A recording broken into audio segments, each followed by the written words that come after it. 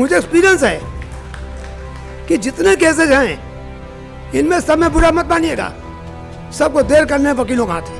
आप कानून को कानून बना दीजिए, जितने मन उतने बना दीजिए, कानून बनने से कुछ नहीं होता। इस सोशल मीडिया में ऐसी बातें चल रही हैं, जज न्याय नहीं कर पा रहे हैं। न्याय इसलिए नहीं कर पा रहे हैं कि उनको वेद और शास्त्र का अनुभव नहीं है। यहाँ हमारे राजाओं ने, मनुष्यों ने अपने बच्चों को, अपने रिलेशंस को सजा दी है।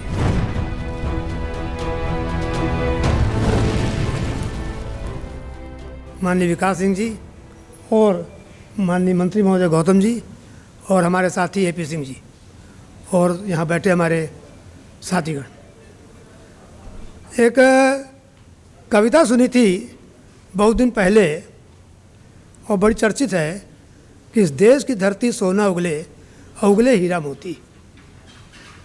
उगल रही है सोना मोती, सदियों से उगल रही है, आज भी उगल रही है। 50 करोड़ रुपया पाया गया और उसका कोई लेनदार नहीं, कहने वाला नहीं क्या मारा है। उगल रही है, लाखों करोड़ों का वारा न्यारा हो रहा है। माननीय उपाध्याय जी ने बहुत सी बातें आपके सामने कही, मैं उसको रिपीट नहीं करूँगा।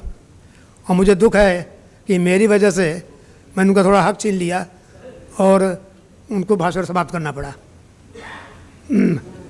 पर कुछ मजबूरियाँ होती हैं, समझौता हो जाता है, वकीलों आप में समझौता हो जाता है, इससे कोई बात नहीं है। भाइयों बहनों, वास्तव में अगर देखा जाए तो भाषण समय नहीं है।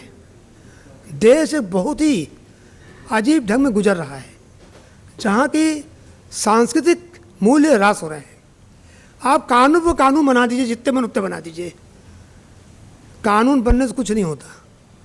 जो जब तक हमारे मूल्य वापस नहीं आएंगे, इस देश में, इस देश की धरती ने जो उपज दी है वेद शास्त्र की, जो हमारे मूल्यवान चीज़ें हैं, बच्चों की शिक्षा है, बच्चों का चित्रण है, बच्चों का स्वभाव है, जब तक वो शास्त्र सम्मत नहीं होगा तो अंग्रेजियत करने से या ईसाइयत करने से या इस्लाम करने से कभी भी देश का भला नहीं हो सकता।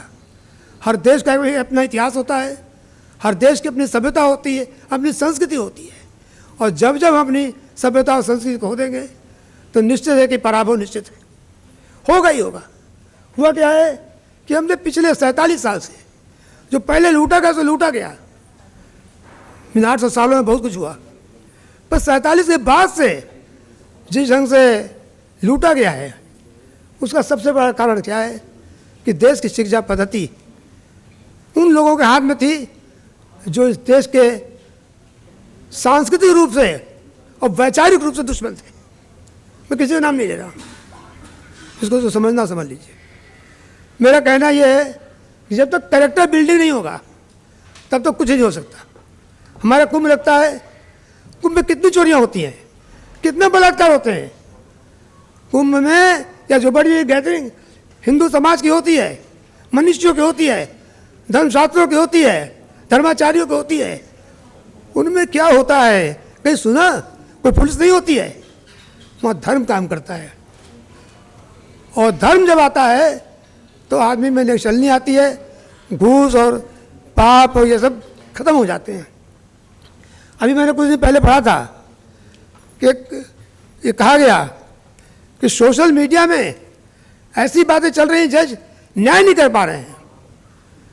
न्याय इसलिए नहीं कर पा रहे हैं कि उनको वेद और शास्त्र का अनुभव नहीं है, उन्होंने वेद और शास्त्र पढ़ा नहीं है, उन्होंने केवल अंग्रेजी कानून पढ़ा है और फॉरेन कानून पढ़ा है। हमारा वेद और शास्त्र पढ़ने वाला कोई व्यक्ति ऐसा नहीं कह सकता कि हम न्याय नहीं कर सकते। यहाँ तो हमारे राजाओं ने, मनुष्यों ने अपने बच्चों को, अपने रिलेशंस को सजा दी है। न्याय एक धर्मतुला है, धर्मतुला पर बैठा आदमी को केवल न्याय के बारे में सोचना चाहिए। मेरा कहने का आशय ये है केवल कि जो स्थितियाँ हो रही हैं उसका सबसे पहला कारण है हमारा सांस्कृतिक मूल्यों का अवमूल्यन। सांस्कृतिक मूल्य खत्म हो गए।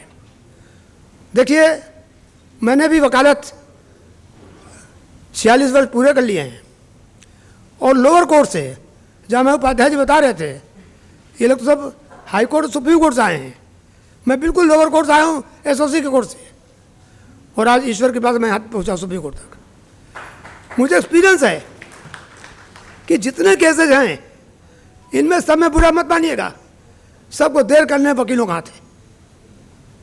मुझे माफ़ कीजिएगा वकील वर्ग, मैं हूँ वकील वर्ग, पर जब न्याय की तुला आती है तो सत्य बोलना चाहिए। जितने केसेज हो रहे हैं और जिन केसेज में जितना आज जो कुछ भी हो रहा है, मैं एक एक का वर्णन नहीं करने जा रहा हूँ। जो भी हो रहा है, चाहे बेंच हंटिंग हो रही है, चाहे जो भी हो रहा है, उसके पीछे वकील उसके कारण है। वही वकील तो जज होते हैं। जिन वकीलों ने नंबर 2 नंबर 3 काम किया है, या ऊपर नीचे किया है, जैसे भी किया है, उन्हीं तो जज होते हैं। तो क्या जो व्यक्ति कल तक ऐसा था तो आज ऐसा हो जाएगा? मुझे नहीं लगता कि मानव स्वभाव कहीं चेंज हो सकता है। ऐसा नहीं है कि जज होता ही आप में सारी आदतें बदल जाएंगी। मैं किसी पर व्यक्तिगत आरोप नहीं लगा रहा हूँ, पर इतना जरूर कहना चाहता हूँ कि आज जो देश की स्थितियाँ हैं, उस देश की स्थितियाँ इसलिए हैं जो रिश्वतखोरी बढ़ रही है, इसके पीछे या जो भी भ्रष्टाचार हो रहा है उसके पीछे सबसे बड़ा कारण धर्म का नाश है। और धर्म का नाश और सेकुलरवाद जब से आ गया, सब हम धर्म नहीं मानते, हम धर्म नहीं मानते। अरे भाई, इंग्लैंड में, अमेरिका में, रशिया में, चाइना, हर जगह अपनी सभ्यता और संस्कृति उसके हिसाब से काम होता है। तो जो हमने अपने धर्मशास्त्रों को बुलाया, मैं बार बार इंसिस्ट कर रहा हूँ, ये बहुत बड़ा कारण है। आज मैं पूछना चाहता हूँ, जितने नौजवान साथी बैठे हैं, आज तो बड़ी बड़ी बातें करेंगे कि न्याय होना चाहिए।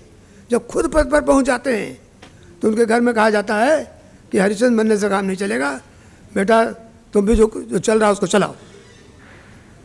ऐसा क्यों? कारण ये है कि हमारा में लालच बहुत ज़्यादा बढ़ गई है, और जब लालच बहुत ज़्यादा होगी, पैसे के प्रति हमारा आकर्षण होगा, तभी तो ये होगा कि अगले के पास BMW तो मेरे पास क्यों नहीं है? ये संतोष क्यों नहीं है कि हमारे पास 2 पहिया स्कूटर है तो बहुत काफ़ी, भगवान ने दिया बहुत काफ़ी है। मैं चाहता हूँ कि जो कुछ जैसा भी चल रहा है उसमें बदलाव हो, एक ऐसा परिवर्तन हो, सार्थक परिवर्तन हो, जिससे कि हम इस देश को फिर से सोने की चिड़िया बना सकें।